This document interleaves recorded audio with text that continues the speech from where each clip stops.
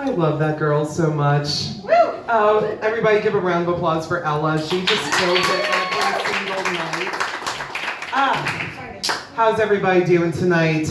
Are we feeling a bit of pride, shall I say? All right. First, I feel I should explain this. This is a new development. Had an infection I had to go to urgent care for. And telling the doctor, yeah, so I'm doing a show tonight, so if you want to give me a really, really fucked up wound, you go for it. Squeeze that puppy. And, so yeah, basically it looks like, I wish I had some interesting story to tell, like, well, I was seeing the sky and I decided to be bold and adventurous for once in my life, but no, it's nothing like that. Infection formed, just like, how the fuck did that happen? It's painful. All right, so I am here tonight. This is the one part of Pride that I went to. I am a trans woman. I've been transitioning for a couple of years. Okay, there you go. Thank you. It's about time. Gosh. I only say that so I can get validated. Jesus Christ. It's the only reason I decided to change my life, just so people fucking validate me for once. Okay, so, no, a lot of people were asking, like, so are you going to go to Pride? I'm like, fuck no, it's like 100 degrees outside. I mean, I'm a ginger. I'm hot enough already, thank you. I don't need to be out in the blazing sun getting skin cancer. That's okay, I'll just, keep smoking, get cancer that way.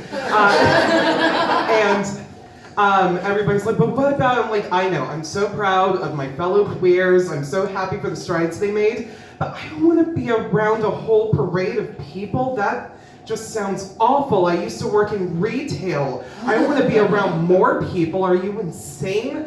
But no, honestly, if it wasn't for the 100-degree heat, I would be marching too. But I was just like, I'm just going to sit this one out. Can we please do Pride in December, please, at some point? That would be so much better. And I will be out in the same attire and everybody else freezing their ass off. And I'm just parading around ready to cut fucking diamonds. Bam! All right. So, as a trans woman, I get a lot of questions from people. One of the most frequent questions I get is, Danny, are you going to write memoirs about your transition?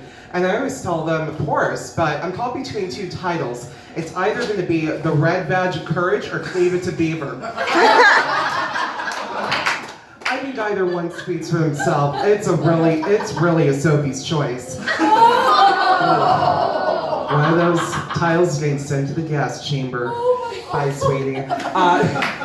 I know, you got to hear a Holocaust joke on Pride. Who's feeling that? All right. And then the other question I get is, do you ever have to deal with any medical complications? And I said, well, I do smoke on and off, and my doctor is giving me the really scary talk of like, oh my God, you're at high risk for blood clots. If you smoke on high-dose estrogen, you could die. And I'm like, yeah, but I also have emotional problems, so what do you want me to play chicken with, Doc? It's, one or the other. No,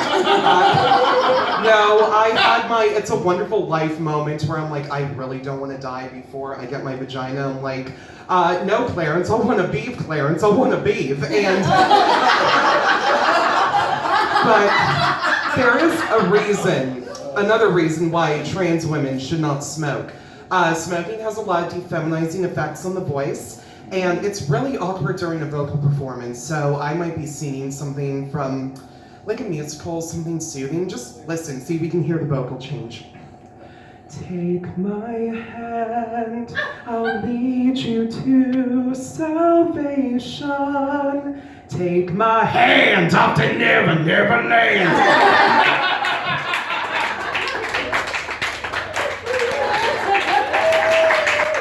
Yeah, Les Mis turns into goddamn Metallica somehow. Thank you, Camel Blues. All right. But there are pros to dating a trans woman.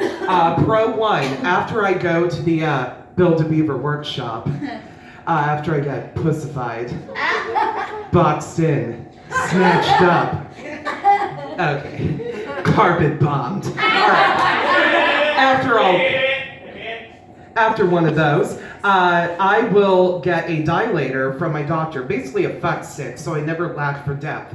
But if I'm dating someone, and this is where you come in, boys, literally, I may not use a fuck stick. I will have a human dilator, and I am going to lie and be a whore in sheep's clothing and tell that boyfriend, oh, sweetie, it's not a few times a week. You need to dilate me 8 days a week. And honestly, how many guys are going to be able to go, like, hang out with their friends afterwards and be like, sorry I'm late, bro, I was just dilating my lady. Boom! Like, I think that's a huge selling point. The other pro is that I will not be able to have children. I will literally be a walking plan B. My vagina is going to be called the sperminator. And oh, it is going to be a black hole for the tadpoles, baby. Get in there. And then the other great development is, of course, the new titties. And everybody asks me, like, wow, those are developing well. Like, did you have surgery on them? Like, no. These puppies are purebred. Get squeezing, Lenny. All right. So, oh yeah, like any guy who comes home with me, I'm like, Lenny, I need you to squeeze those puppies so hard, George is gonna have to tell you about the fucking rabbits. Let's do this. All right.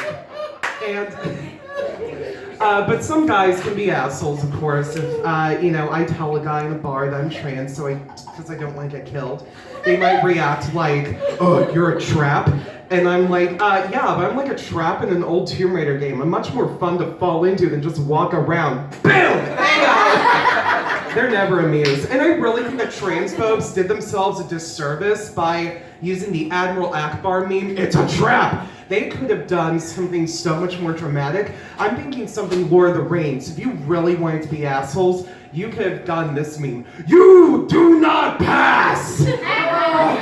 Yeah, but I know, what were they thinking? All right, I recently went back to my alma mater at UCM, and it was so great to see all my friends from college for the first time since my transition. I got to literally present, like, hey guys, I know I used to look like Shrek, and now I look like Fiona at the end of Shrek. It's a huge step up. And I'm gonna leave you on a high note, so to speak. I used to give a lot of shit to The Little Mermaid, and it's because I thought Ariel was like this know-nothing bitch, and she almost destroys her whole world and learns nothing from it. But then I thought, she and I have some stuff in common. And I thought about that song. Look at this chick, isn't she neat? Wouldn't you say my development's complete? Wouldn't you think I'm a girl who has everything in plus size? I've got soft skin features aplenty. I've got a button nose that most guys adore. You want thingamaboobs? I've got plenty, and they'll just get bigger. But who cares? No big deal. I want more.